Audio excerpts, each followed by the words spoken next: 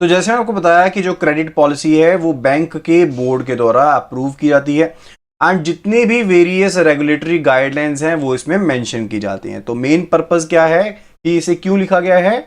इस चीज को इंश्योर करने के लिए जो बैंक है वो जो भी रिस्क टॉलरेंसीज हैं, मेन क्या चीज बताई आपको, क्रेडिट के साथ रिस्क एसोसिएटेड है, तो उस रिस्क को कवर अप करने के लिए आपको जो एक्सपोजर लिमिट्स हैं, जो टॉलरेंस लिमिट्स हैं, उनको फॉलो करना है। तो क्रेडिट पॉलिसी ने किस चीज को इंश्योर करना है कि बैंक उन्हीं लिमिट्स के दायरे में ही काम करता रहे।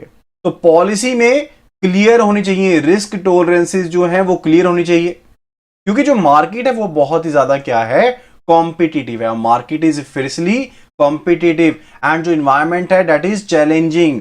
एंड अगर रिस्क लिमिट्स डिफाइंड नहीं होंगी तो जो लोन ऑफिसर है या फिर जो क्रेडिट ऑफिसर है वो एक ऐसा रिस्क एक्सेप्ट कर सकता है जो सेट इंस्ट्रक्शंस है, यानी कि जो इंस्ट्रक्शंस दी गई हैं उनसे डेविएट कर जाए। यानी कि अगर आपको कहा गया कि आपने 10 करोड़ के दायरे में लोन करना है, तो अगर कोई क्रेडिट पॉलिसी नहीं है, डिफाइंड पॉलिसी नहीं है, तो हो सकता है कि इतना चैलेंजिंग एनवायरनमेंट है, इतना ज्यादा कंपिटिटिव मार्केट है, ठीक है, तो ये पर्सन ये ना हो कि 12 करोड़ का लोन कर दे। तो ये जो 2 करोड़ का गैप होगा, आपकी एक्सपोजर लिमिट कितनी थी, 10 करोड़ की थी, अगर 12 करोड़ का लोन हो गया तो 2 करोड़ आपका जो है वो अब खतरे में आ जाएगा। क्योंकि बहुत ही चीजों को सोच समझ कर ये जो रिस्क लिमिट्स हैं ये ड्रॉ की जाती हैं, ताकि आप रेगुलेटर्स के साथ भी, जो उनके प्रिस्क्रिप्शन है उसके साथ भी कंप्लाई कर सके एंड फर्दर जो आपके कॉर्पोरेट ऑब्जेक्टिव्स हैं उनको भी फुलफिल कर पाए।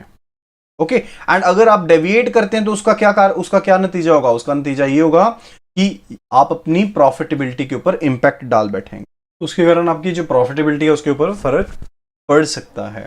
Third point, it is regarding the policy should specify the procedures and responsibility if the credit or loan officer wants to entertain a proposal outside the specified risk level। यानी कि जितना risk level आपका specify किया गया है credit policy में, उसके बाहर जाते हुए जो क्रेडिट या फिर लोन ऑफिसर है वो उस प्रपोजल को एंटरटेन करना चाहता है, तो उसको एंटरटेन करने के लिए प्रोसीजर भी होना चाहिए। ठीक है, अगर कोई डेविएशन है, अगर डेविएशन को आप एक्शन कंफर्म करवाना चाहते हो, वो भी प्रोसीजर होना चाहिए।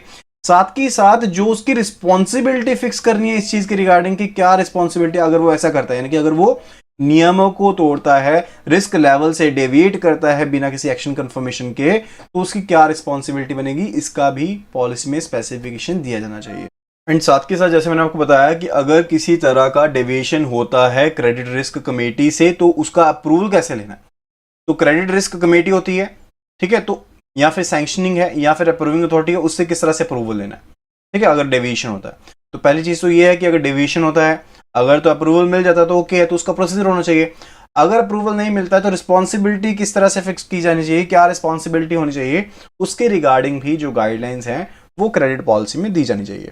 फोर्थ पॉइंट भी इससे मिलता जुलता है, वो भी रिस्पॉन्सिबिलिटीज के बारे में बात कर रहा है, लेकिन वो बात कर रहे हैं कि जब हम क्रेडिट फंक्शन की बात करते हैं एक बैंक के बीच में, तो उसे इलैबोरेट करता है। यानी कि क्रेडिट पॉलिसी ये बताएगी कि जो एक अथॉरिटी है, जो एक चाहे वो सैंक्शनिंग अथॉरिटी है, रिव्यूइंग अथॉरिटी है, अप्रूविंग अथॉरिटी है, तो उनकी क्या रिस्पॉन्सिबिलिटीज है, हर एक फंक्शनरी की क्रेडिट डिपार्टमेंट में, क्रेडिट ब्रांच में क्या क्या रिस्पॉन्सिबिलिटीज है, उसके बारे में जो क्रेडिट पॉलिसी है वो इलैबोरेट करती है। Next point says the policy will be explicit about risk. This will ensure that where there are departures or deviations from the policy or when new loan products are to be taken up। तो कहने का मतलब क्या है कि जो policy है वो स्पष्ट होनी चाहिए किस चीज के रिगार्ड में, कि जब भी कभी किसी तरह का डेविएशन होता है, डिपार्चर होता है कि जो लिमिट सेट की गई है उनसे हम अलग कोई चीज करते हैं, उनसे डेविएट करते हैं, या फिर जब भी कोई, कब जो नए प्रोडक्ट्स हैं उनको ऐड किया जाना चाहिए, कब उन्हें नए प्रोडक्ट्स को हमने ऐड करना है।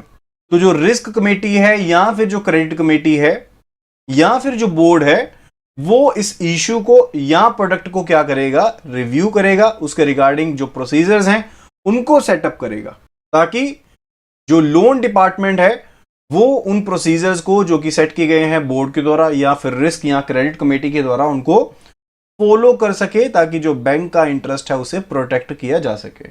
साथ के साथ ये चीज भी जरूरी है कि जो क्रेडिट पॉलिसी है वो पीरियोडिकली अपडेट होती रही। ये नहीं कि क्रेडिट पॉलिसी आपकी एक बार रेडी हो गई उसके बाद आप उसको अपडेट ना करें, जब भी उसकी रिक्वायरमेंट है आप उसको पीरियोडिकली अपडेट करें एंड जो नए प्रोडक्ट्स हैं जो आप ऐड करें वो भी उसमें ऐड होते रहें। क्योंकि जो मार्केट रिस्क एनवायरनमेंट है वो क्या है, चेंज हो रहा है, तो उसके अकॉर्डिंग आपको क्या करना है, रिस्पॉन्ड करना है। एंड जो नई रेगुलेटरी डायरेक्टिव्स हैं जो समय समय पर दी जाती रहती हैं, उनको भी हमने अडेप्ट करना है। सो क्रेडिट पॉलिसी जो है, जो रियलिटीज फेस की जा रही है, यानी कि प्रैक्टिकल अप्रोच को रखते हुए जो भी आपको रियलिटीज फेस हो रही है ऑपरेटिंग स्टाफ के द्वारा, उनको क्रेडिट पॉलिसी क्या करे, रिफ्लेक्ट करे एंड उन्हें हैंडल करे। ठीक है। अगर कोई अनरियलिस्टिक पॉलिसी होगी तो उसमें सिर्फ और सिर्फ क्या होंगे, ब्रीचेस ही होंगे, यानी कि उसको तोड़ा ही जाएगा, सिर्फ उसकी फॉलोइंग नहीं की जाएगी उस पॉलिसी की।